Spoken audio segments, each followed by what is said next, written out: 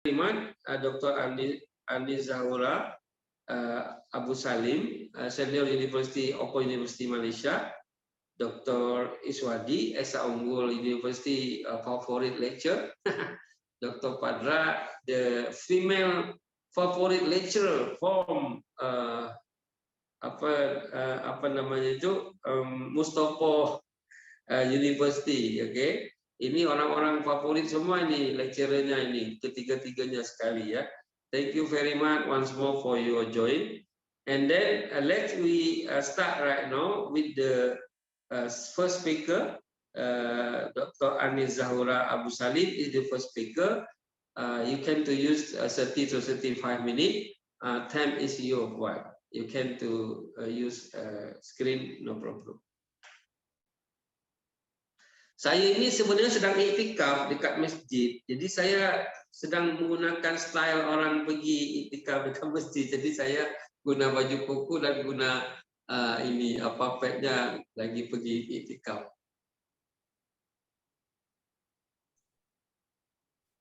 Okay, terima kasih Prof. Riza. Sama. I will start lah ya. Yes, right now. You will. Nanti saya share screen. Okay, you are the co-host right now. For you.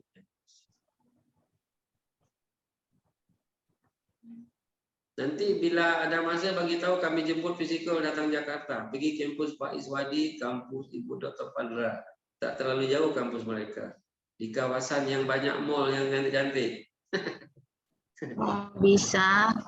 Bisa.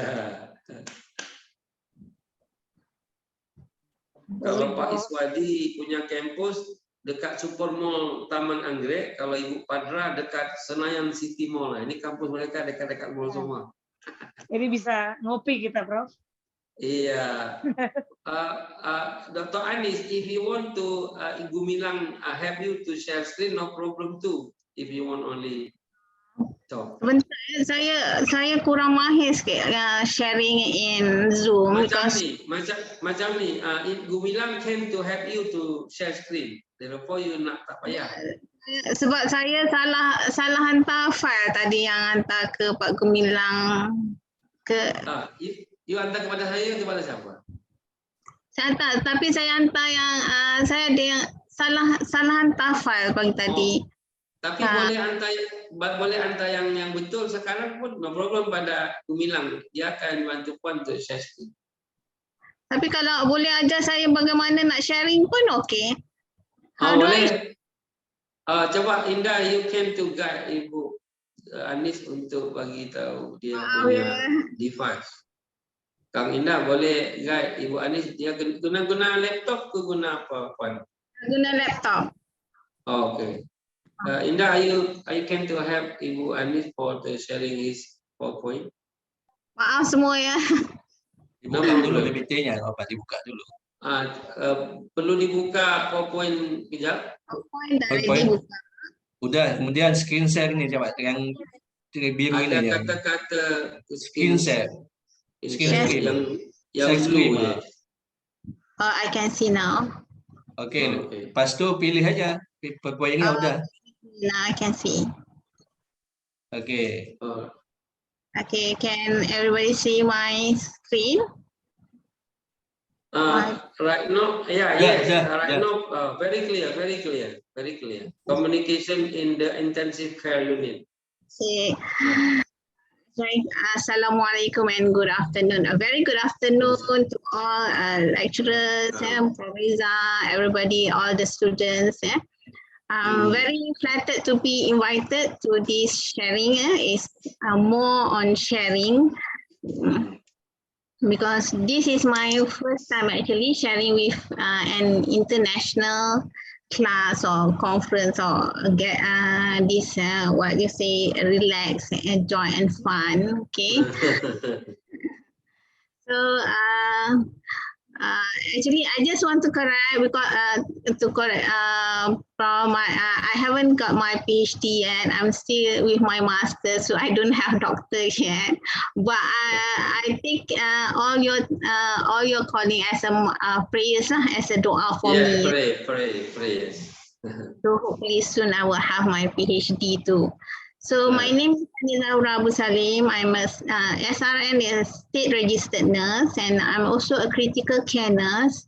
And I'm holding a master in science in nursing. So I've been a nurse since 1992. I graduated in 1992. So is already 31 years in nursing. So my passion is in nursing. And my passion lies in critical care nursing. So I love being in intensive care unit, ICU, as a nurse, not as a patient. Yeah. Okay. So today, because communication itself is a very broad subject, it's a very huge area to cover. So today I would just share a nurse-patient relationship communication. Okay, so this is all my objective, the one that I'm covering for today's talk. Okay, about communication with the critically ill patient. Because I have my last posting, my last clinical practice is in critical care unit, ICU. So, but most people will say that will be even if you say about ICU, they have that fear that they are very scared to be in ICU because it's a very complicated area, and then because there's a lot of when people admitted to ICU means they are very, very ill. Okay, so I choose to be in ICU. Actually, my reason was so naive that that was over 20 years ago, because when I was in a general ward, I have to take care of about 8 patients. But ICU, that you just have to take care of 1 patient. So I thought, oh, is going to be very nice because you are just taking care of 1 patient only.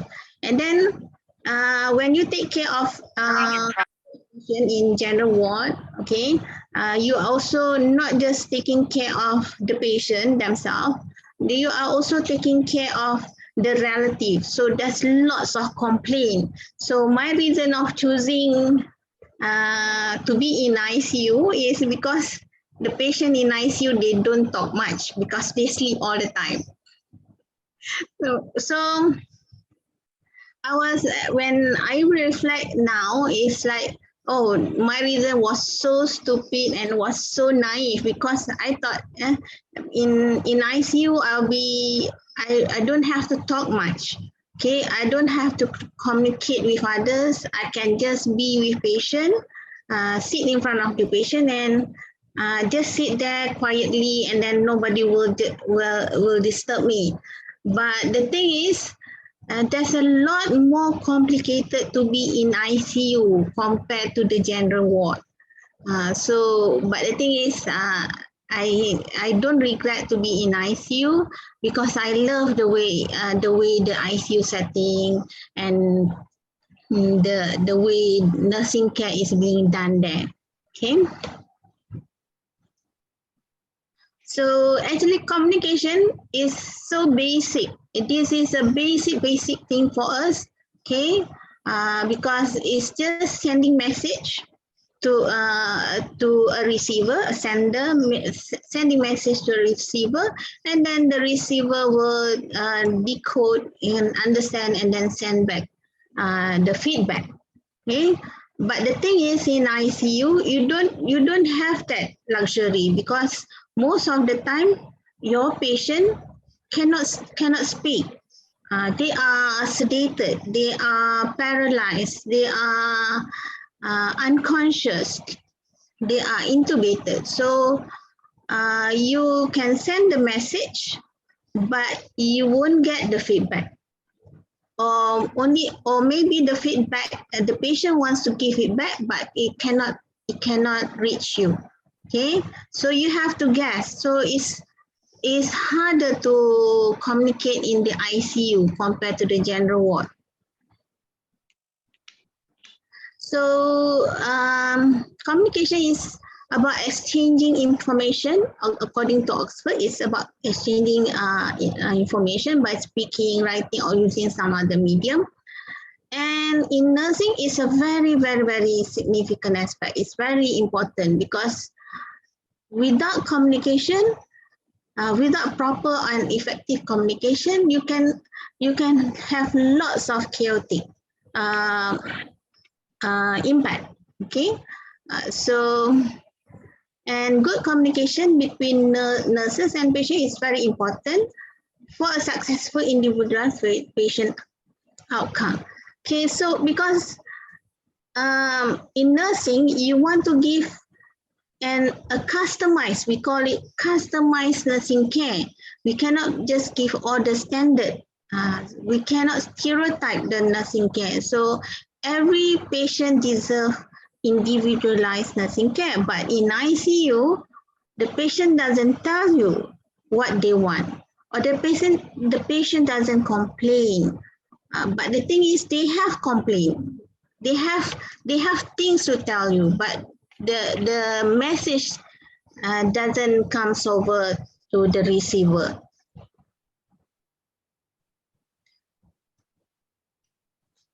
Okay, so intensive care is a special ward in the hospital, because in anywhere in the hospital around the world, ICU is the most special place, because if you have an ICU in the hospital, all the budgets for equipment, for nursing, for treatments, and everything will be to the ICU first. So usually the ICU will get all the new things, new gadgets, extra staff. Even when you have short of staff, the ICU must have enough staff. Okay, that is how special they are. But in ICU, they have lots of equipment. Okay? So sometimes you can't even see the patient, because the equipment is just surrounded, and the patient is surrounded by the equipment. Okay, but the thing is, the environment.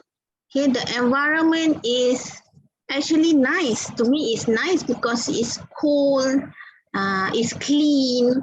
But the thing is, it's very noisy, and you don't even know whether it's day or night, because most ICU, even when they have windows, they will close the window and they will just on the lights. So the lights will be on for 24 hours. So you don't really, if you get into the ICU, and then the next thing you know that you finish your shift, and then sometimes you don't even realize that you are in evening shift, because the moment you go out from the ward and it's already night.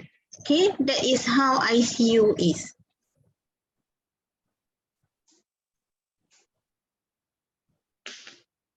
Okay, and the patient is also very special, because most of the time the patients are intubated with tubes. So they are sedated, they are paralyzed, they are sleeping, they are put to sleep. That's wrong. It's not put to sleep, they just make the patient sleep, so that the patient can have a good rest to receive all the treatment. Okay.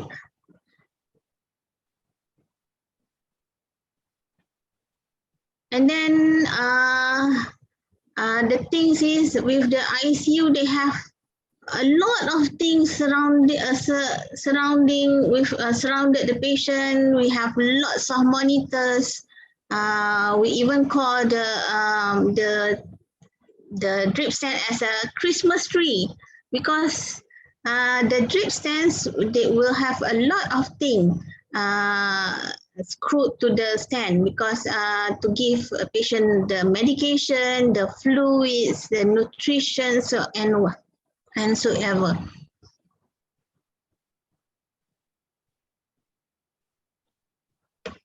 And then people wonder how do nurses communicate with the patient?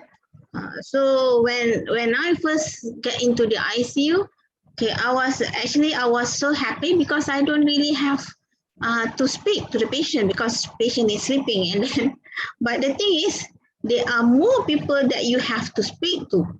There are doctors, there are anesthesiology, there are surgeons, there are many people, and then. And it's not true that you don't have to speak to patient. You still have to speak to patient. And if I'm given a high dependency patient, so patient will not be intubated, will not be paralyzed, but they are very weak, but they can talk. But if you get an ICU patient, so they will be sedated and paralyzed. So that kind of patient, they cannot speak, but they can still hear you. Okay, so you cannot speak any nonsense behind them because they are listening. You know. So because people thought sedated and paralyzed patient cannot listen, but they do hear you. So most of the time we have to remind ourselves not to talk anything or gossiping because they are listening. So you can speak verbally direct to the patient. That is the simplest method. Of course, you speak. From my experience, I speak to everyone and to everything. I even speak to my cats and to my plants. That is just my practice. So why am I not talking to patient? So I do speak to patient, to even comatose patient, sedated, paralyzed patients, comatose patient. I still speak to them. But most of the time we use non-verbal communication, like mouthing, gesticulating, nodding. If the patient can read, we can write to them. We can write on the board and then let them read. Okay, they can use their eyes to confirm, like one blink yes, two blink no. Okay. And we can also, they can also, both nurses and patient can do lip reading, okay, hand gestures, facial expression, writing on notepad, or now we have writing on iPad, okay. So all the technologies with the phones and everything. So we just add in whatever we can do to communicate with the patient. Okay, so you can see hand gestures, okay. Okay, so most of the time we use that. Are you okay? So patient said, okay. So very basic, but it looks very basic, but it's very helpful. Okay.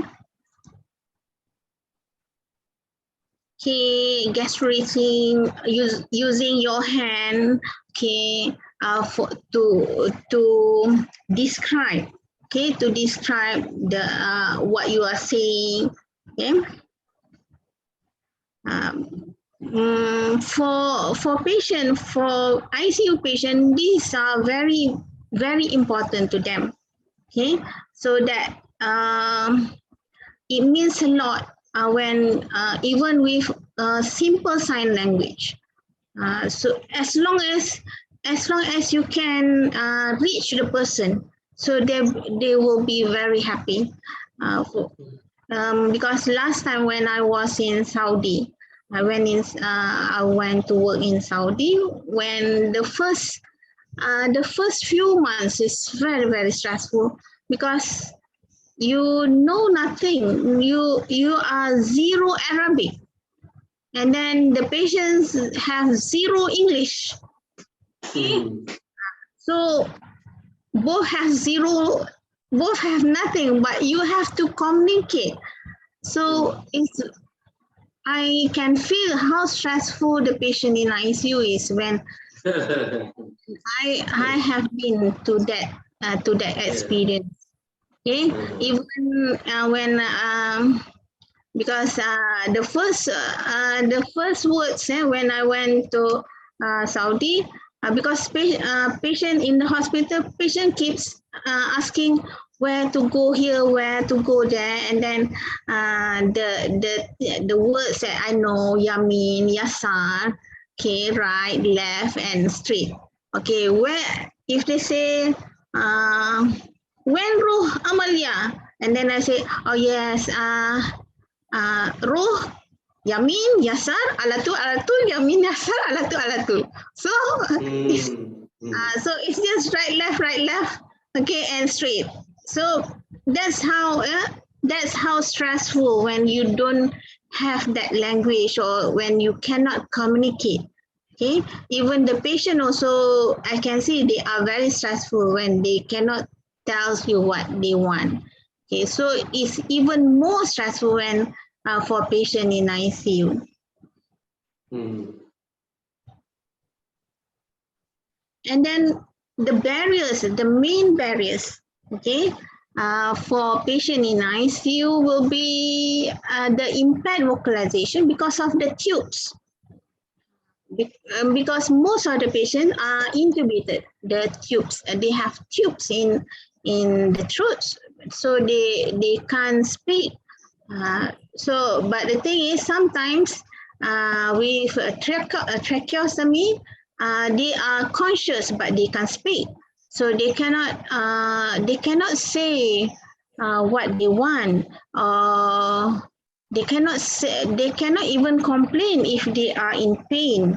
Okay, so it is very, very stressful, because last year I went for an operation.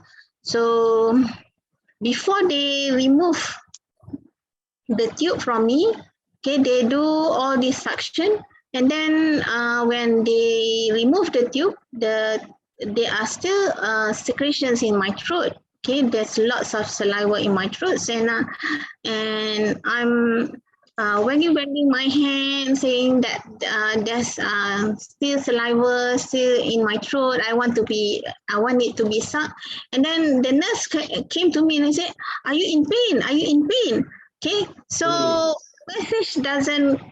the message cross over, but it is coded as differently, and then come back as, and the nurse thought I was in pain.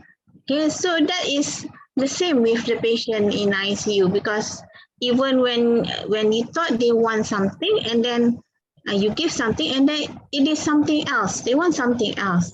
Okay, so the message, most of the time, the message doesn't code it as what it is supposed to be. And then the event of intubation, or the tubes in the throats are the most stressful event. Okay, for the patient, for the ICU patient, most ICU patient will say that is a stressful event. Okay, even one of my neighbor went for bypass graft for the heart, and then he was intubated, and then he said when during suctioning, it's like pulling his life away. Okay, so that is how stressful it is. And he said, "Oh, I thought I'm going to die at the moment." Because you there is 5 minutes more. Oh, 5 minutes? Oh, More. okay.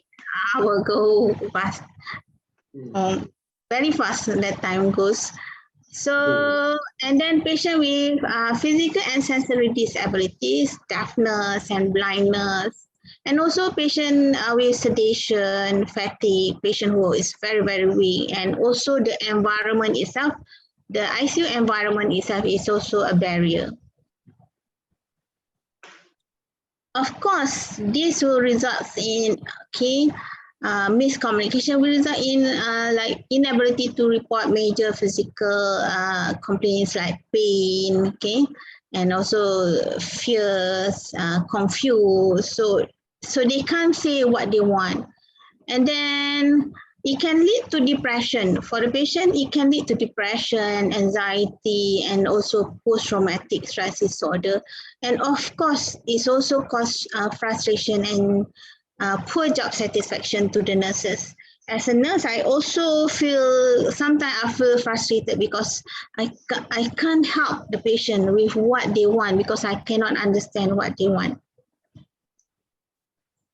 And then how to improve? Of course, you need to know where is your strength and where is the weakness. Okay, and then assess, because in nursing we always assess. So you need to assess before you carry out the communication. If you need tools or whatever. Okay, like we have tracheostomy with speaking valve for patients who are going to be in long term. This tube will allow some air to go through the vocal cord, and then they will have some voice. Okay, they can speak through this.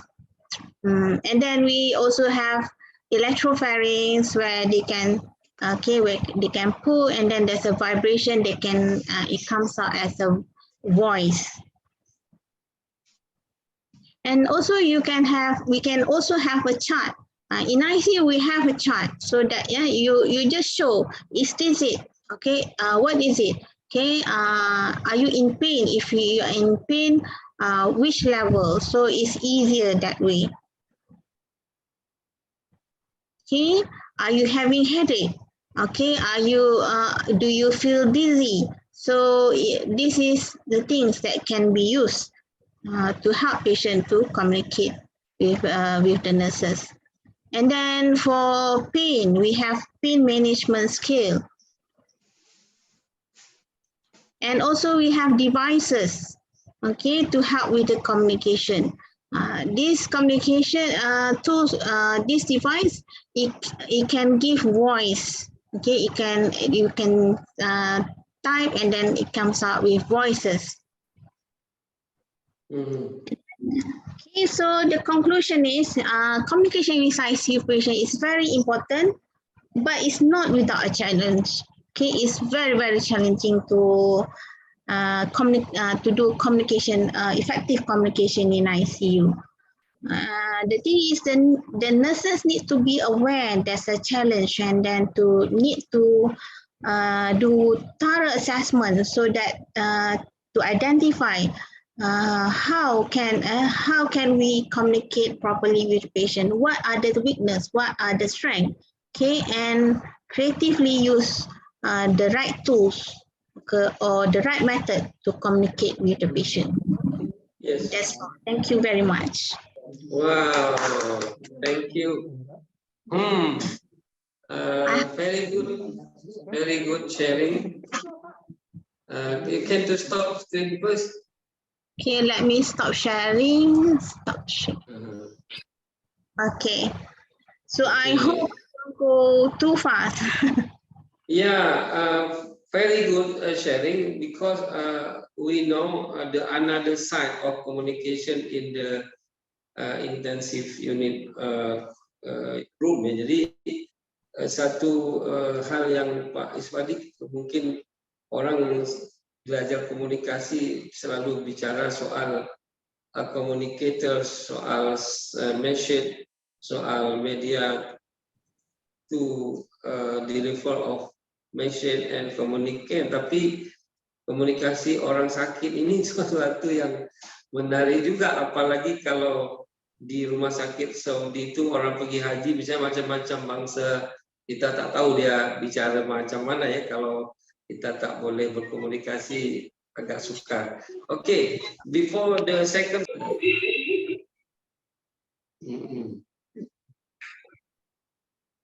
Communication. Oke, very clear, sangat jelas. Communication challenges in digital era. Oke, terima kasih Pak. Saya panggil Pak nih, padahal kalau di Ya. Malaysia seingat Encik, saya encik, panggilannya encik. Tuan. Tuan. Atau Tuan panggil Syahrul encik Reza. aja. Encik, Panggil encik. Encik. Saya kalau lihat Pak Syahrul Reza ini teringat Mas Syahnua. Oh. Syahnua bagian pendidikan guru di Malaysia. Oh, Kalau I see. lihat Puan Anis Zahura, apalagi tadi namanya di Zoom bukan nama sendiri, saya pikir Kuala Latifah. Kuala Latifah di Malaysia, bagian pendidikan guru zaman dulu. Pak Is, ini kita ada kawan juga dari Singapura, Pak Dr. Rasman Saridin join. Welcome you, and Rasman ya. Oke.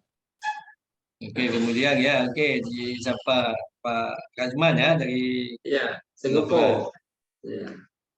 Oke, kemudian ada Bu Fadra ini dari Mustofa, tetangga kami sebenarnya. Walaupun tetangga, kadang-kadang ketemunya di dunia maya, itulah namanya tadi ya, digitalnya. Tetangga sama Pak Syahrul juga begitu, sama-sama aja, tapi ketemunya di dunia maya. Malah semenjak, ya ini komunikasi di era digital. Oke, asal jangan ketemu di rumah Luna Maya aja Pak. Sini boleh. Ya betul. Saya seingat memang sebelum saya lanjut ini dulu saya tahu coket itu, saya pernah di Kuala Lumpur memang. Coket. Saya belajar dulu, saya nyari masjid dulu ketemunya hampir masuk ya tahun 2005 itu.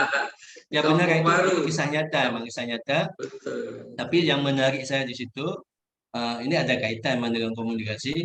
Kalau di tempat kami Sapam sana gate namanya, tapi bagus ya begitu kita belum masuk udah dikasih tahu.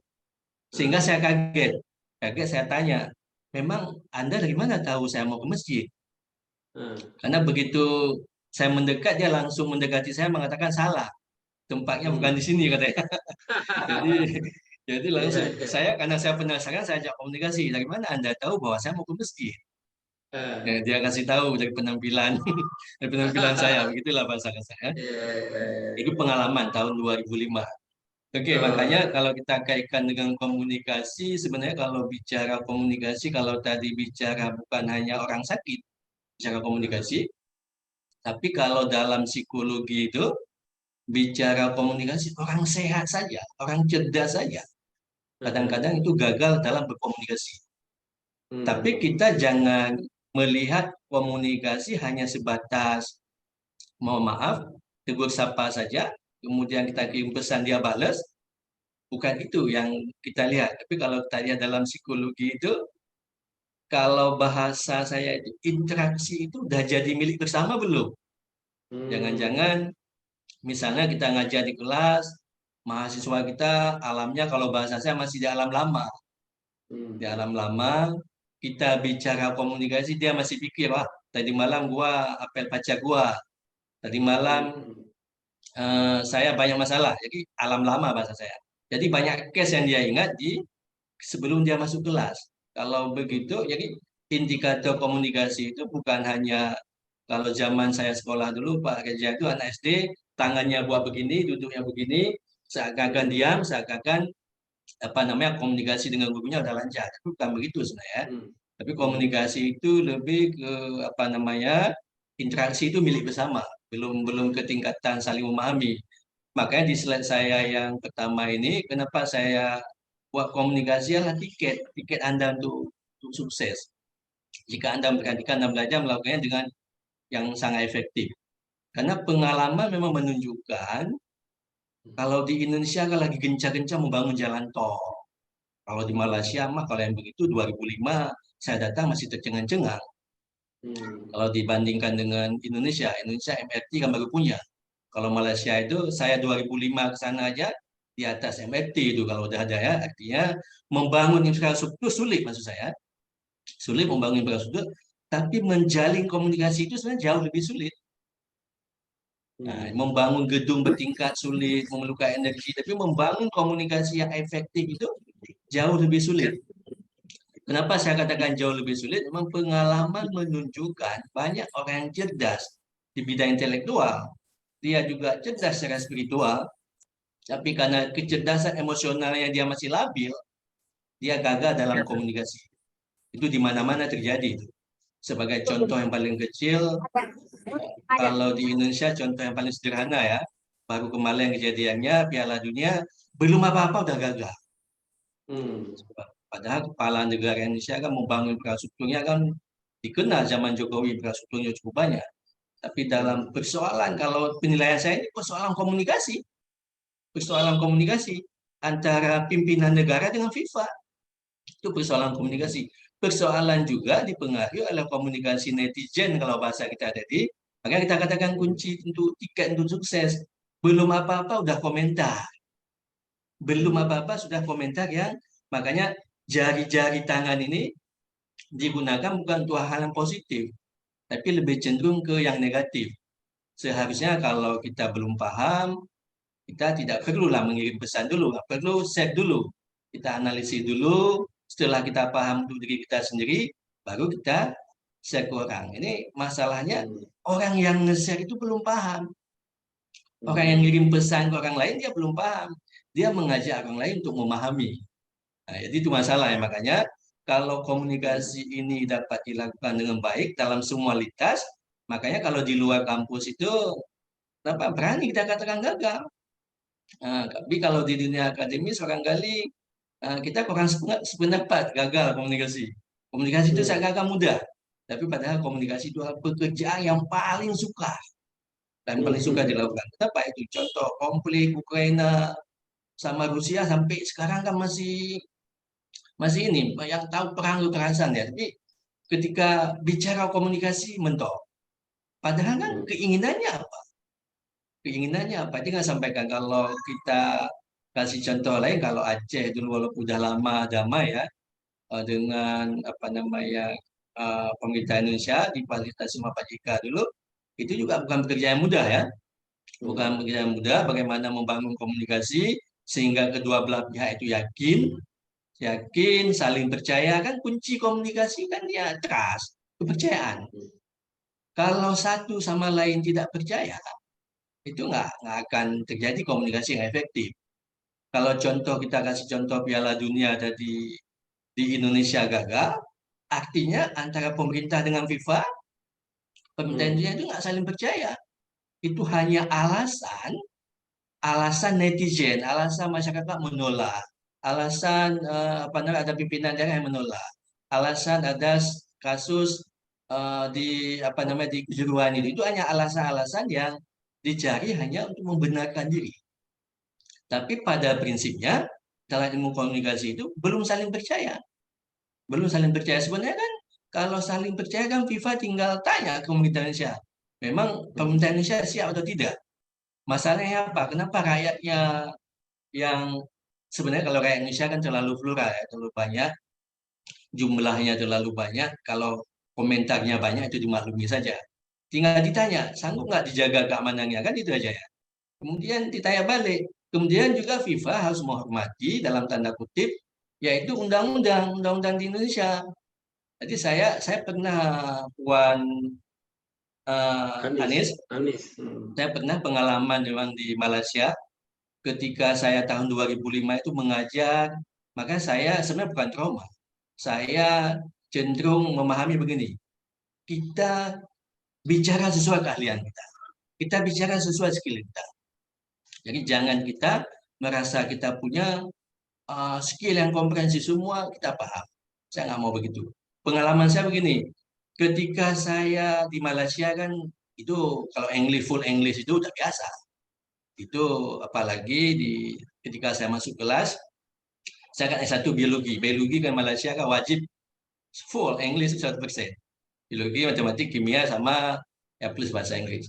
Ketika saya speaking dalam bahasa Inggris,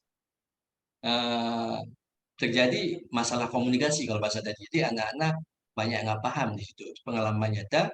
Sehingga pada suatu hari ada anak Cina, dia paham itu. Dia berusaha mendebat saya dalam bahasa Inggris. Dia berusaha mendebat dalam bahasa Inggris supaya saya jawabnya dalam bahasa Inggris. Ternyata begini pengalamannya. Kalau orang Aceh kata Pak Syahrul itu banyak akalnya. Kalau orang Indonesia itu banyak akalnya. Jadi kalau kelinci itu pinter, lebih pintar orang Aceh kata Pak Syahrul. Jadi artinya kebetulan waktu itu ketika dia berdebat dalam bahasa Inggris, saya kebetulan puan masuknya jam pengganti. Saya masuknya jam sukan, olahraga. Saya kan paham maksud dia. Kemudian saya tanya, saya kan tujuannya sebenarnya untuk bela diri karena udah dijepit. Saya tanya, you paham undang-undang Malaysia? Paham cikgu dalam bahasa Inggris katanya. Kemudian langsung dia menjawab, I'm sorry teacher katanya. Jadi you boleh speak English kalau you bicara pada kelas biologi. Tapi sekarang you kelasnya kelas apa? Ini kan sukan. Sukan you bicara bahasa Melayu. Padahal puan saya terus terang tidak mampu mengimbangi bahasa. Karena anak Cina sana main dia kan bahasa Inggrisnya ya lebih mohon maaf bukan membandingkan dengan orang Melayu ya. Jadi saya setahun di sana memang KPI kebetulan di sana sehingga saya tanya sama teman-teman Melayu, kenapa you nggak ambil fakultas kedokteran bahasa kami? Kenapa you nggak ambil yang kesehatan tadi ya satu-satu ini? Jadi kalau kita lihat di kampus itu yang biologi, kesehatan, dokter banyak bukan Melayunya, tapi Melayunya banyaknya kalau bahasa kami ini bahasa Indonesia, bahasa Melayu, sukai Malaysia, kemudian bukan sainsnya, tapi lebih ke yang bidang lain. Sehingga saya tanya ke teman-teman KPLI itu, kenapa? Sehingga Anda ini lebih memilih jurusan misalnya KPLI tingkat sekolah guru, sekolah dasar, kemudian KPLI bahasa Melayu, sukan dan seterusnya. Kenapa di kelas-kelas biologi itu, di kelas-kelas kimia itu, kelas-kelas matematik sedikit sekali orang Melayu? Itu pengalaman saya tanya ya. Jadi ternyata jawabannya walaupun nggak kita sampaikan, mereka apa yang sampaikan kita paham. Mungkin ada kendala-kendala ya disampaikan tadi, soalan komunikasi. Oke, kemudian kita lihat ini, kita lanjut.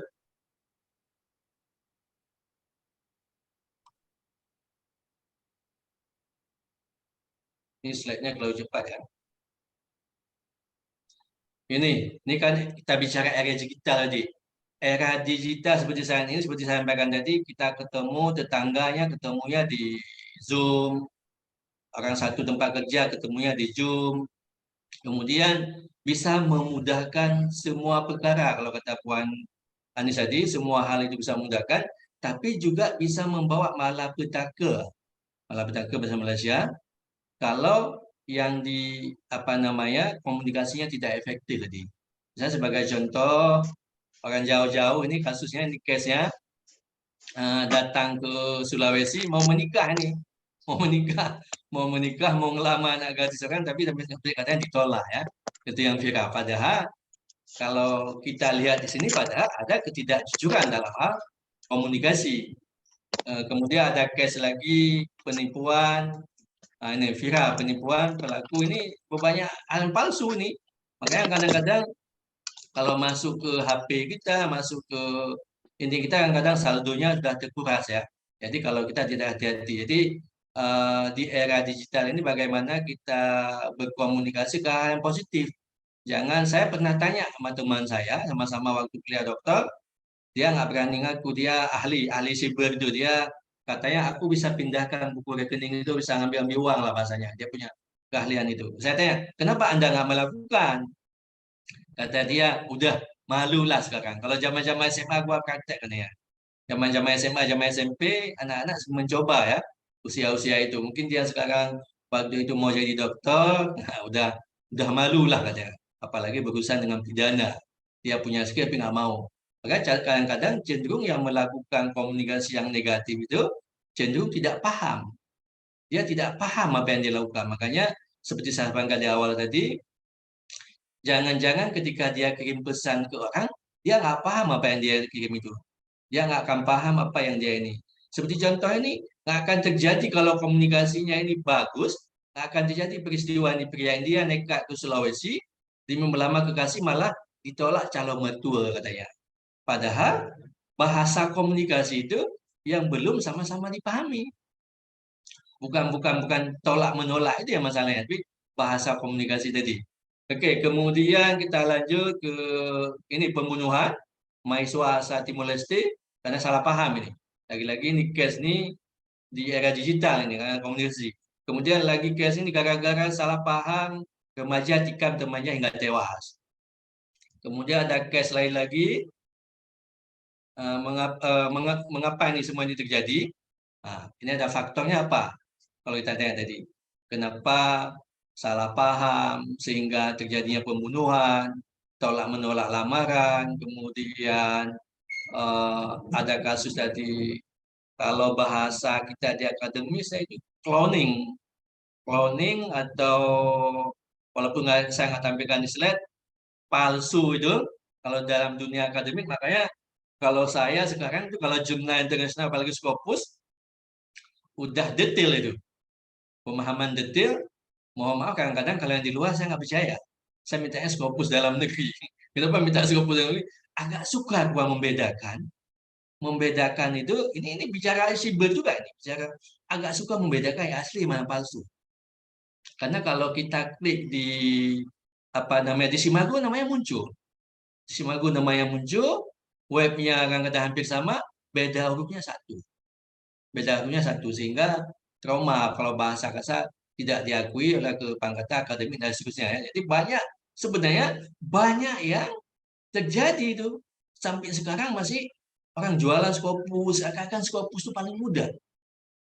Seakan-akan untuk tembus Scopus lebih mudah itu. Ada yang ngobrol ke saya lebih sulit tembus ke Zinta kalau bahasa Indonesia daripada Scopus. Lebih sulit tembus ke jurnal internasional katanya daripada apa yang reputasi, kan aneh itu. Jadi sehingga itu kenapa kaitannya dengan itu juga kejahatan di dunia ini tadi ya. Oke, kemudian ini yang terjadi ini penyebabnya tadi yang saya sampaikan tadi. Adanya cloning di dunia akademik, adanya cloning Scopus, adanya peristiwa salah paham saling bunuh-membunuh, ini akibat ini kejahatan digital ini. Kejahatan digital bentuk kejahatan yang memang sebenarnya harus dijadikan musuh bersama. Walaupun memang ada faktor lain yang menyebabkan mereka melakukan itu. Kalau di Indonesia saya sebut itu cukup ramai Puan itu. Kalau yang namanya cloning, Scopus palsu itu cukup banyak. Jadi yang diincar itu mahasiswa-mahasiswa calon lulusan yang memerlukan Scopus. Kalau di Indonesia itu. Jadi kalau di kampus mungkin seleksinya bukan seleksi, pemeriksaannya tidak terlalu ketat sehingga bisa untuk syarat lulus. Jadi banyak yang terkecoh itu dengan kejahatan-kejahatan itu. Kapan mereka tahu? Ketika sudah jadi korban duluan. Lama banyak jadi korban. Ada teman saya nggak berani kasih tahu dia korban. Tapi itu udah kejadian di ini. Ini akibat kejahatan ini. Kemudian yang berikutnya kita lanjut. Nah, perkembangan teknologi ini, yang menggunakan internet ini semua ini juga menyebabkan selain kejahatan tadi juga emang ada juga hal yang positif. Ada hal yang positif yang bisa dilakukan kalau Indonesia ini kan ada diblokir. Kalau situs-situs ini kan diblokir. Tapi saya yakin sama ya di mana aja. Nah, mesin Indonesia di Malaysia dan sebenarnya juga sama. Kalau situs-situsnya udah menjurus ke sana, ya pasti diblokir. Oke, kemudian kita lanjut ya ke slide berikutnya. Ini 3 tantangan komunikasi digital. Ini kalau marketing bisnis ini yang saya herannya begini. Sebenarnya saya sering bertanya, kenapa misalnya Scopus Malaysia ya, tapi biasanya kalau Scopus Malaysia tidak di-cloning. Orang Indonesia ini paham juga ini. Yang cloning ahli siber tadi itu. Kalau bahasa Melayu dengan Indonesia mungkin terdeteksinya lebih cepat. Tapi kalau misalnya punya Jerman, punya Australia, punya Amerika, punya negara-negara lain itu banyak yang di-cloning. Saya bertanya begini, kenapa nggak dikomplain? Kenapa nggak dibawa ke ranah hukum?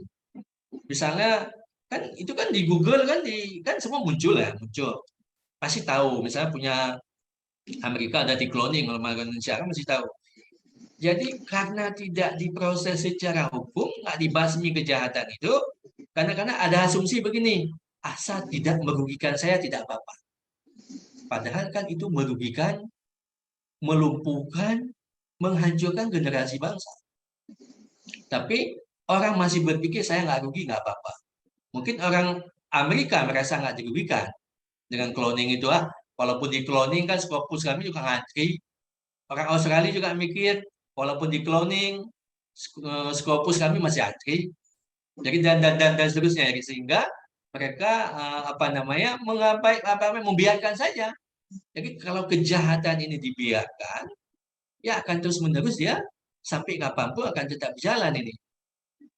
Akan tetap berjalan. Jadi mereka memang jaga mutu sendiri memang ya, jaga mutu sendiri. Tapi kalau contoh lain, kalau di Indonesia ini, kalau dalam di luar dunia akademik, bisa aqua, minuman mineral. Ini botolnya aqua, isinya lain. Botolnya aqua, tapi isinya itu lain. Tapi oleh aqua ini, dia tidak pernah mempersoalkan. Bisnis dia itu dia tetap promo produk aqua. Sementara di Indonesia itu rahasia umum. Rahasia umum itu kalau aqua isi ulang biasa, dijual dalam kemasan aqua. Makanya kalau bahasa saya begini, itu generasi sekarang itu nggak akan tahu itu. Kalau kata Pak Reza, kalau umur 45 mungkin kayak saya waktu masih muda, pernah minum aqua yang asli, jadi paham bedanya. Oh ini ternyata bukan aqua. Jadi kalau di Indonesia agak sulit mencari aqua yang asli kalau sekarang ya. Tapi mereka tetap memang di aqua yang asli, mereka tetap marketing bisnisnya yang asli. Tapi kita untuk dapatkannya itu sulit. Sulit yang asli ya. Tapi kemudian kalau dalam hal lain, memang yang memudahkan di era digital ini kalau marketing bisa kampus. Kalau dulu kan pasang spanduk, kemudian zaman saya kuliah itu pasang spanduk, foto, kemudian datang ke wilayah-wilayah itu promosi, bawa stiker, bawa brosur. Kalau sekarang kan pakai Instagram, pakai Facebook, pakai media sosial lainnya juga mahasiswa bisa adaptasi dengan online. Tak perlu lagi spanduk, tak perlu lagi brosur dan seterusnya ya. Jadi bisa, yang penting sekarang modalnya apa? Modalnya kejujuran. Kejujurannya yang dia promosikan itu harus yang seimbang dengan kenyataan. Yang kalau di dalam dunia kampus promosi akreditasinya unggul, kemudian smart kampus smart, kampus unggul, tapi pelayanannya jauh berbeda dengan yang dipromosikan itu. Jadi sama ini, kadang-kadang walaupun kuliahnya kalau bahasa Indonesia ada di UT, kalau di Puan bukan UT, di online, tapi pelayanan akademik kalau nggak maksimal kan terasa dia oleh mahasiswa. Yang dipromosikan itu seimbang tidak? Ya, jadi kalau terasa, jadi tetap mahasiswanya menurun. Walaupun kadang-kadang kalau kita berpikir nggak menurun, tapi menurun dalam tanda kutip begini. Ini manusia kan makin lama makin banyak. Manusia generasinya makin lama makin banyak. Kalau zaman saya kuliah, mungkin mahasiswa S1 itu nggak banyak. Tapi kalau sekarang ini kan mahasiswa S1 kalau di Indonesia sudah seperti SMP zaman saya dulu. Cukup banyak mahasiswa S1, apalagi S2, S1 udah cukup banyak. Kalau dulu kan sedikit yang ini. Oke, kemudian ini layanan jasa juga begitu, kemudian masuk ke IT. Kalau ini tantangan memang kalau tidak dilakukan dalam hal-hal yang positif ya. Oke, kemudian kita lanjut ini komunikasi otomatis. Ada 6 menit lagi. Oke. Ini kemudian kita lanjut ke biar cepat. Ini saya tanya ke ini ya. Kita berada di ini kenali. Kalau 6 menit lagi, ini yang dimunculkan tadi di lagu tadi ya. Ini anak 80-an. Ini anak sekarang ya, kemudian kita lanjut ke sini. Untuk 6 menit lagi ini ada pendekatan virtual ini bagaimana cara memaksimalkan. Tapi nanti kita jawab aja nanti Pak Cagu, nggak apa-apa. Ini kita berada di di generasi mana? Tinggal lihat sendiri slide-nya ya. Kemudian ini karakteristik penggunaan digital di komunikasi ini. Ini yang saya sampaikan di awal tadi. Generasi milenial ini banyak yang memiliki kecerdasan intelektual saja, sama spiritual dia gagah dalam komunikasi.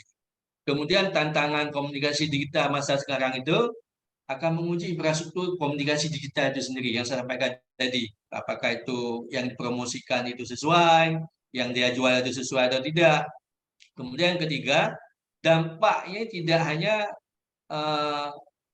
bagaimana masyarakat mengkonsumsi media, melainkan juga bagaimana masyarakat berkomunikasi di era digital itu dengan penuh etika tadi.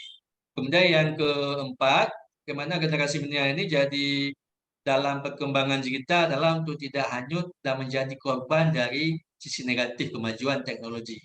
Jadi jangan kita ikut menjadi korban, tapi bagaimana pemuda ini berperan penting sebagai subjek pembangunan menjadi agen perubahan di lingkungannya masing-masing ke hal yang positif.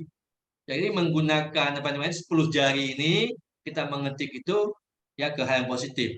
Kemudian terakhir itu kesadaran bersama pada setiap orang tua untuk membangun kesadaran sosial terhadap generasi milenial sejak dini di lingkungan keluarga, kemudian teman dan seterusnya, sehingga tidak menjadi individu yang individualistis, nggak menang sendiri ya. Sebagaimana saya contohkan di awal tadi, kalau netizen kami itu belum apa-apa ego, tolak Piala Dunia, tolak Piala Dunia. Dia tidak pernah berpikir bagaimana kerugian akibat dia pada kata-kata cuma dua, tolak Piala Dunia, tolak Piala Dunia. Dia tidak pernah berpikir apa yang dia sampaikan itu akan mempengaruhi keputusan. Apalagi kalau Indonesia negara berkembang. Mohon maaf kalau negara berkembang orang takut datangnya. Takut, apalagi ada isu-isu begitu takut, sehingga FIFA memutuskan tidak jadi Piala Dunia tadi. Walaupun dalam konteks bahasa saya sebenarnya itu gagal di komunikasi itu trust. Sebenarnya FIFA nggak percaya sama Indonesia, Indonesia nggak percaya sama FIFA, itu masalahnya. Alasan netizennya itu sebagai alasan. Oke Pak Syarul, mungkin ini dulu nanti bisa disampaikan di ini tidak jawab. Oke, makasih. Betul. Baik, terima kasih. Beberapa pertanyaan memang sudah masuk di email saya. Boleh di stop screen dulu. Selepas saya membacakan pertanyaan untuk kedua-dua speaker, nanti setelah dijawab saya akan mengundang Dr. Padra maupun Dr. Rasman memberikan komentar dari sisi apa yang berlaku di Singapura juga dan juga di Indonesia dari sisi pandang Ibu Padra ya. Sekarang saya pergi ke pertanyaan. I will to read question in my email. Sorry ya, saya berpindah tempat duduk karena ada soalan di ruang. Jadi kampus mulai cuti. Saya tadi di dalam ruang kampus itu ada pekerja lagi renovation, jadi ada suara-suara yang boleh mengganggu. Jadi saya move ke dalam kereta supaya tidak bising. Saya mobil. Pindah ke dalam mobil. I will to read the question for Dr. Anis Zahura, tapi ini dia bertanya dalam bahasa Puan. Jadi very interesting sharing Puan Anis. I get new knowledge from your point. Thank you. Ini dari Sari Puan. Jadi sorry, I share the question with bahasa Indonesia.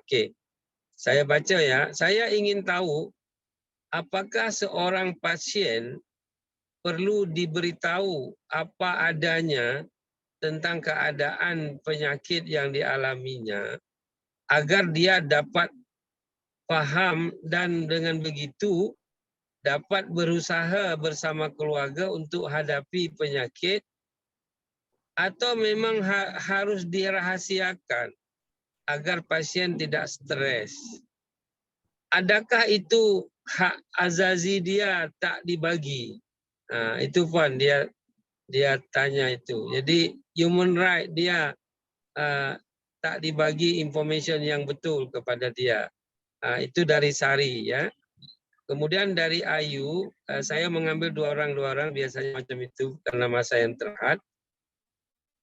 Ayu bertanya macam ini, untuk dokter dan nurse, apakah mereka perlu memberitahu dengan menambah harapan, meskipun sebenarnya probability untuk sembuh dari pasien amat minimize? Ataukah perlu memberitahu yang sebenarnya juga? Apa yang berlaku pada pasien itu? Ini yang mana yang betul, Puan ya? Oke, ini dari Sari dan Ayu tadi. Kemudian untuk Pak Iswadi dari Dwi, tadi Bapak Iswadi mengatakan jangankan dengan orang sehat, dengan orang sakit, orang sehat saja bisa salah paham dalam komunikasi. Itu benar sekali Pak, saya pernah mengalaminya. Namun kadangkala ada orang sehat secara fisik, namun tidak sehat secara emosional. Ada orang kata bahwa kita berkomunikasi bukan hanya by physical, tapi sebenarnya by emotional.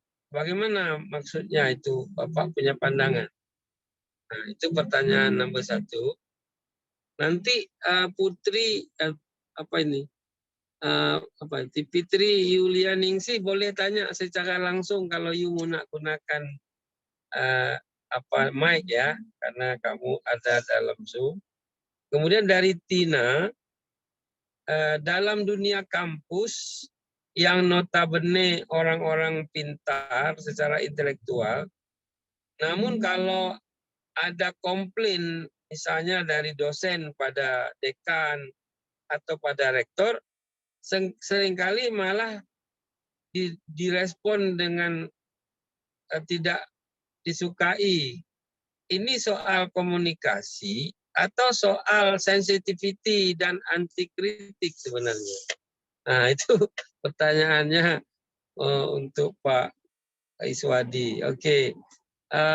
Apa ini Fitri ya? Fitri, kamu Yulianingsih, kamu mau tanya secara langsung by lip boleh juga if you want. You can use mic if you want to talk something. Mau cakap langsung boleh, mau tanya apa? You can Kalau malu diketik aja, kalau malu-malu ketik aja nggak apa. Ya kalau malu-malu diketik di chat box, kalau malu-maluin nggak usah diketik juga nggak apa-apa. Oke, Puan, boleh jawab 2 pertanyaan itu for you. Okay, terima kasih kerana bertanya. That means orang bertanya ni maknanya orang mendengar lah kan. Ya. So soalan pertama tentang human's right. Human's right sama ada perlu diberitahu kepada pesakit atau tidak. Ya, sebab di dalam bidang kesihatan kita tidak kita sentiasa perlu memberitahu kebenaran, yang benar saja, ya, walaupun kebenaran itu menyakitkan. Sebab memang kita menghormati hak asasi, menghormati human's right, ya. Jika keadaan dia, walaupun keadaan dia sangat kritikal, tidak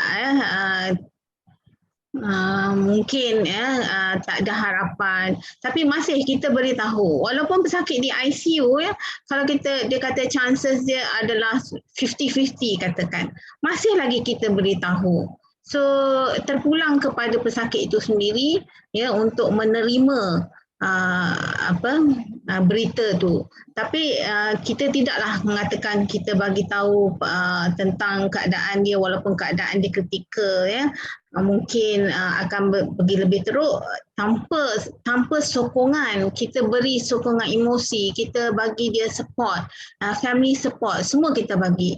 Tapi tetap apa yang keadaan dia sebenar tu tetap kita beritahu. Kita tidak sembunyikan. Sama ada kemudian soalan kepada soalan Ayu mengatakan sama ada perlu tak menambah menokok tambah pada berita dia untuk memberi harapan, tak ada. Memang the practice is we just tell them the truth. Kita tidak menokok tambah because ini juga kalau kita menambah tambah sekarang di era digital ni semua boleh direkod, semua boleh dirakam. So kalau ada sepatah perkataan pun yang salah, kalau kita berikan yang salah yang boleh mendatangkan maksud yang berbeza, mereka ni boleh saman kita, dia akan saman. Jadi kita tidak menokok tambah. Ya, yang apa yang itu keadaannya selalunya kalau kes-kes kritikal sentiasa condition akan diterangkan oleh doktor. Kita sebagai jururawat mengukuhkan lagi, memberi peneguhan ya, dan kita bagi dia emotional support, tapi kita tak pernah tambah cerita dia. Jadi itu sahaja kita berikan kepada pesakit. Okey. Jadi ini menarik yang disampaikan oleh Puan Anis bahwa di zaman digital sekarang keterangan-keterangan yang kita berikan pada pasien di ruang ward itu bisa direkam oleh keluarga mereka. Jadi kalau kita bicara agak apa namanya berlebih sedikit, nanti bisa saja dia gunakan dulu kata macam ini. Jadi ini persoalan yang menjadikan sekarang Pak Is nggak mudah kayak dulu kita ngomong apa aja orang nggak ada yang rekam, nggak ada apa. Sekarang bisa dijadikan delik aduan. Ini memang agak mencabar ini digital ini untuk kemajuan, tapi juga untuk sebuah pressure yang kalaupun dia salah paham apa yang kita kata bisa jadi satu perkara juga. Jadi tadi Puan mengatakan di saman itu untuk adik-adik mahasiswa dari Indonesia itu kalau dimaksud saman oleh Malaysia itu didenda, kena punishment ya. Kalau di Aceh di saman itu dia ada menari dalam bentuk sedati, itu di saman itu Pak Is. Ini di Malaysia di saman kena denda. Silakan Pak Is atas pertanyaan 2 dari Dwi dan Tina tadi. Oke, saya sebenarnya melanjut apa yang sampaikan Mbak Puan tadi. Bicara jujur ya. Jujur, kalau kata kalah yang benar walaupun itu pahit. Itu yang paling penting. Tapi bagaimana cara menyampaikan itu harus dengan etika. Itu yang paling penting. Kita sampaikan dengan penuh etika. Misalnya ada kasus tadi, yang kedua dulu direspon nih, anti kritik atau apa namanya respon negatif. Kita mesti tanya balik nih pada yang kritik. Disampaikan itu penuh etika atau tidak? Siapapun manusia, saya sih mengatakan, siapapun manusia. Kalau saya ngajar itu, saya prinsipnya berbasis pesanan, Pak. Mungkin kalau ada mahasiswa saya ini, ya dengar saya ulang lagi. Kalau saya, sebenarnya case-nya begini. Kalau saya sering menyampaikan ke mahasiswa, itu dari Sabang sampai Merauke dalam konteks Indonesia, mahasiswa 70% itu nyarinya gelar. Yang diburu SKS, biar cepat selesai dapat ijazah. Hanya 30% mereka yang cari ilmu dan nilai. Jadi mereka cari ilmu ya. Jadi sehingga saya bertanya, kenapa saya kasih tahu berbasis ke sana? You mau nilai atau mau ilmu? Kadang-kadang mahasiswa ini kita kasih tugas berat komplain di belakang. Makanya kalau saya buat contohnya, saya kalau dipuji di depan itu nggak percaya. Karena sebenarnya mahasiswa saya gini, kadang-kadang depan dipuji tapi di belakang komplain. Kalau bahasa saya, kritikan yang benar, ujian yang benar itu bukan di depan saya, tapi di belakang. Kalau Puan mengajar di kelas, Tuan tanya gimana hari ini? Very good, itu bukan. Yang benar very good mana? Ketika Puan mengajar di kelas, mahasiswa ke kantin makan, dia cakap-cakap ke kantin, dia very good Puan ini mengajarnya enak, senang, itu yang benar. Tapi kalau di depan kita itu belum tentu benar. Itu manusia memang kadang tampilannya tidak sesuai dengan kenyataan. Oke, kembali ke tadi. Misalnya kritikannya itu sudah disampaikan dengan etika tidak? Karena tidak ada manusia siapapun dia, termasuk kita, termasuk si penanya, yang mau dipermalukan di depan umum. Nggak ada. Siapapun manusia. Tapi manusia sebaliknya, dia lebih suka dipuji di depan umum. Dipuji di depan umum itu manusia. Makanya kalau mau kritik itu pakai etika. Misalnya dosen, kritik ke rektor, pejabat struktural, ada salurannya. Jangan di media sosial. Jangan di WA grup. Ya apalagi di media massa. You datang menghadap ngobrol sama pimpinan. Kalau bahasa saya, kalau Anda nggak punya kecocokan, junjung tinggi integritas Anda, minta pindah. Saya nggak cocok dengan manajemen di sini.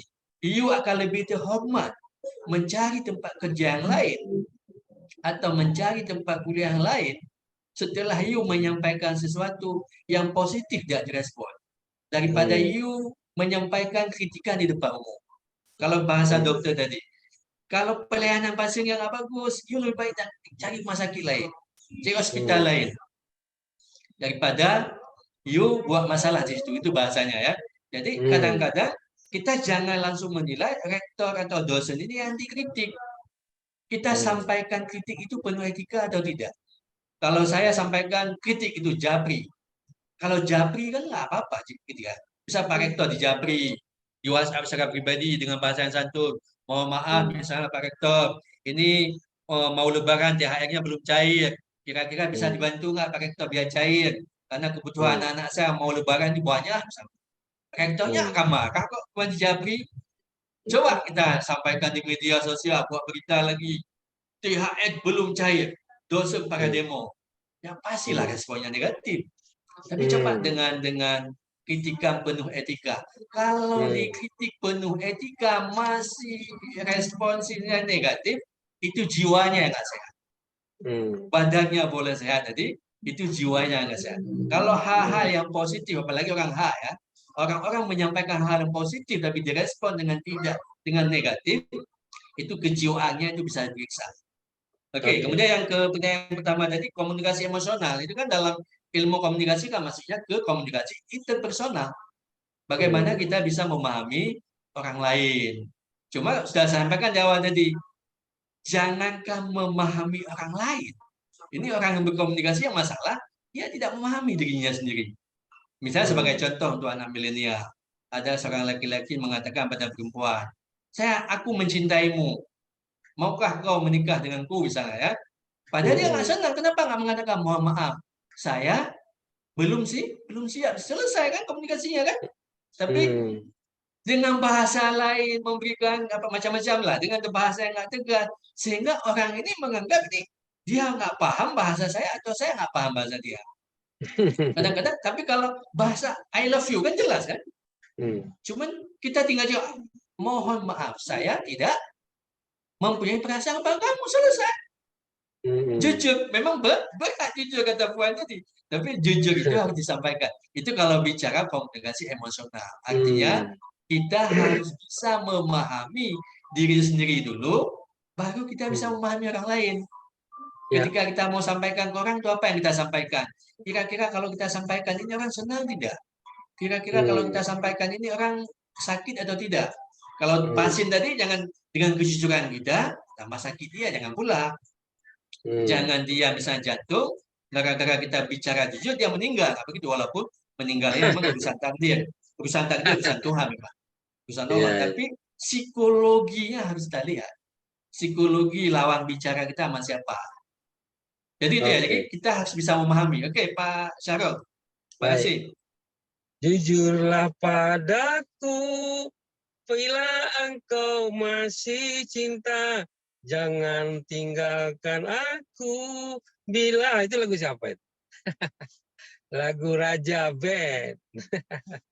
Oke, saya mau jemput atau mengundang Dr. Padra untuk memberikan insight dari sisi pandangan beliau. Tapi kalau Ibu Padra memulai dengan lagu dulu juga boleh ya.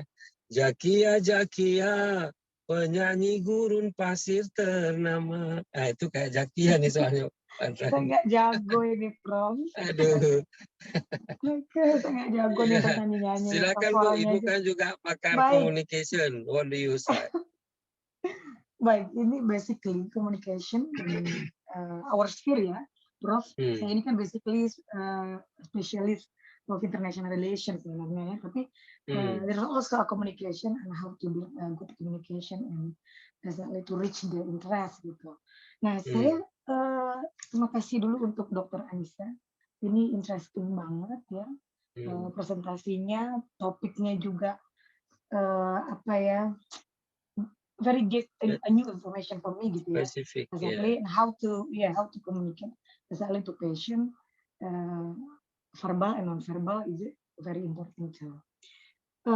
Kemudian ada Dr. Iswadi ini memang kenal, memang jarang ketemu ya. Waktunya busy keduanya. Saya juga ada sebenarnya beberapa poin Dr. Iswadi yang mungkin in my opinion ya bisa sedikit kita sharing juga. Ya, mungkin juga Dr. Iswadi dan Ibu Anissa nih sedikit nggak setuju, tapi mungkin juga sepakat begitu ya, bahwa saya sampai pada kesimpulan bahwa the culture, kemudian knowledge, and also the character of the people gitu ya, is so different, Prof. Ya, kembali dulu ke Dr. Anissa tadi ya. Kadang-kadang prosedurnya sudah oke dibuat. Kemudian knowledge, basic knowledge-nya sudah ditentukan gitu ya. Untuk treatment dan sebagainya harus seperti apa. Tapi sometimes ini different nurse ini ya different method gitu ya, atau punya cara yang berbeda terhadap pasien masing-masing. Saya mau kasih contoh, Prof. Ketika saya di rumah sakit di Rusia, saya merasa culture-nya sangat berbeda sekali. Bagaimana mereka mengumpulkan orang untuk disuntik, bagaimana melakukan penyuntikan sendiri, kemudian hal yang kita anggap in the Eastern culture gitu ya, sangat tabu, di sana sangat terbuka dan sebagainya. Oke, itu mungkin juga yang perlu kita ketahui ya, untuk kita pahami gitu, bahwa culture ini memang sesuatu yang juga sangat penting. Kemudian yang kedua adalah knowledge dan kemauan. Saya pikir Dr. Anissa kadang-kadang kalau ketemu yang macam Ibu Anissa ini, senang rasanya kita jadi pasien juga ya, walaupun dalam kondisi koma mungkin kita dengar-dengar suara atau kebaikannya bisa kita rasakan begitu dari perawatan.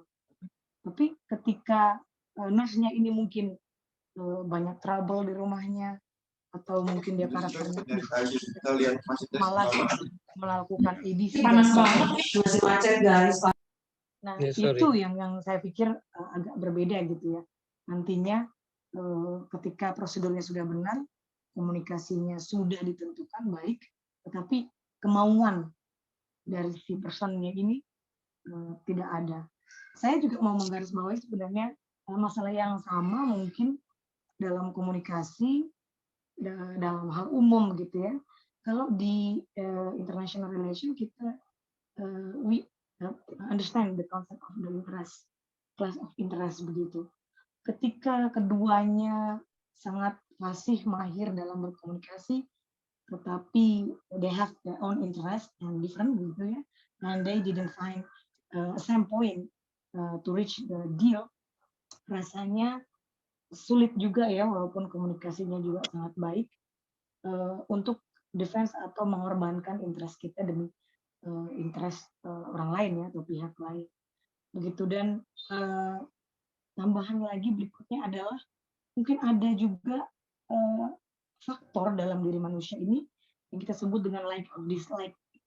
Kadang-kadang netizen ini tidak misalnya ya, orang-orang umum ini punya knowledge yang sama, katakanlah sama-sama berpendidikan semuanya dalam satu kelas, tetapi ada rasa suka dan tidak suka, ini juga menjadi faktor. Ya, orang lebih memilih informasi-informasi yang menurutnya lebih disukai atau dirasa sesuai dengan hatinya terhadap misalkan calon presiden A dengan B. Apapun informasi yang baik tentang yang tidak disukai pilihan presidennya, tidak akan dipilih, walaupun orang itu punya knowledge yang baik. Tetapi begitu juga sebaliknya. Ketika orang ini dengan fakta yang mungkin dia korup dan segala macam, corruption, ya background dan sebagainya, tetapi dia senang dengan person orang ini atau bagaimana sebagainya, dia lebih ambil berita-berita yang mungkin diambil dari sumber atau site yang tidak relevan begitu ya. Tetap dia pilih. Nah, ini perdebatan filosofi yang lama ya, yang masih sampai hari ini, bahwa yang mematahkan knowledge, fakta, berita, informasi, dan komunikasi melakukan adalah bicara soal rasa atau emosional tadi, like atau dislike itu. Karena pekerja juga sama dalam rumah sakit, Prof. Senang nggak dia dengan profesi itu? Kadang-kadang dia malas menjalaninya, dia dengan muka yang masam begitu, yang very sour face, and to the patient and telling something words mungkin ya, yang memperburuk, yang semakin memperburuk kondisi si pasien, atau kasar begitu ya, kasar mungkin ya, tidak generous, unfriendly, not friendly, itu dia membuat si pasien ini mungkin sangat torture banget begitu ya, dengan kondisi itu. Nah, ini yang mungkin yang perlu itu ya, yang saya garis bawahi begitu, Prof. Right. Thank you for you highlight, Prof. Dr. Fadra. Saya mau dengar Dr. Rasman. Di Singapura itu sering dikatakan orang-orang kantun ya, orang-orang Tionghoa atau orang-orang di sini orang beretnik Chinese, kadang-kadang dia berkata suka-suka dia, sehingga orang Malay atau orang yang Bumiputra kadang-kadang tak terlalu suka. Apakah Dr. Rasman ada soalan-soalan communication yang tak famous atau tak selesai, tak comfortable ke dalam masa mereka bercommunication di antara etnik di sana? Kan tentu kayak Malaysia ada India juga, ada Chinese, ada Melayu. Bagaimana Dr. Rasman punya experience? Boleh sharing tiap.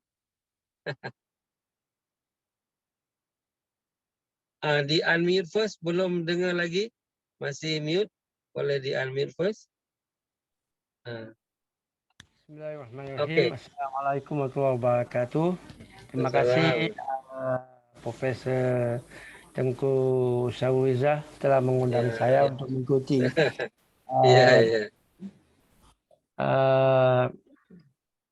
Ya, memang apa ini Hen sedang di Singapura ya, sedang puasa di sana ya. Ya, di Singapura, ya, di kantor nih. Di kantor ya. Sebelum itu saya ingin memperkenalkan diri saya sendiri kan. Saya adalah salah satu daripada founder Hirak Society in Singapura kan. Hirak Society ini menangani masalah-masalah keluarga-keluarga anak-anak narkoba dan orang-orang yang terlibat narkoba untuk kembali ke pangkal jalan. Kalau yang di Malaysia ini siapa nih? Puan Anis. Puan Anis tahu seperti macam pengasih gitu kan, pengasih yang seperti itulah kita kan. Jadi saya sebagai foundernya kan, founder. Terus dalam permasalahan yang ini secara ringkas untuk mengenalkan diri ta'aruf, saya tamatan Universiti Muhammadiyah S3 dalam pendidikan Islam kan. Jadi saya lebih fokus pada pendidikan Islam kan. Tapi kalau kita bicara tentang di Singapura kan, baru-baru ini 2 tahun yang lalu lah kan, 2 tahun yang lalu kan, kita tahu di Singapura itu di rumah sakitnya kan, orang-orang berbangsa Melayu atau Islam, mereka kalau menjadi staff nurse atau menjadi nurse, mereka tidak boleh menggunakan jilbab, atau tudung atau apa gitu kan. Jadi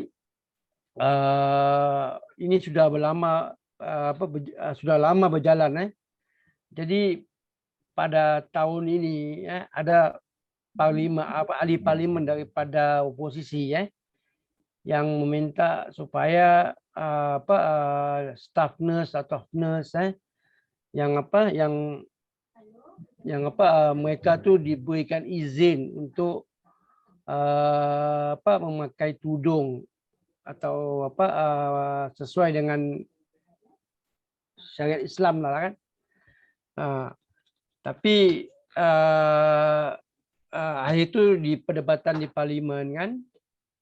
Tapi apa yang saya kesalkan kan, ada salah satu daripada menteri